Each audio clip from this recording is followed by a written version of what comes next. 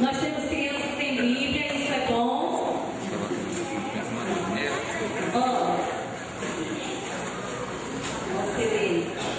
Você sabe o que é, o que representa? Você sabe dizer que objeto que representa isso aqui? O que é isso? Leite. Que objeto que tem a ver com leite? Que tem a ver com martelo? Prego. Que é luz, que ilumina o nosso caminho. Que objeto que é? Energia.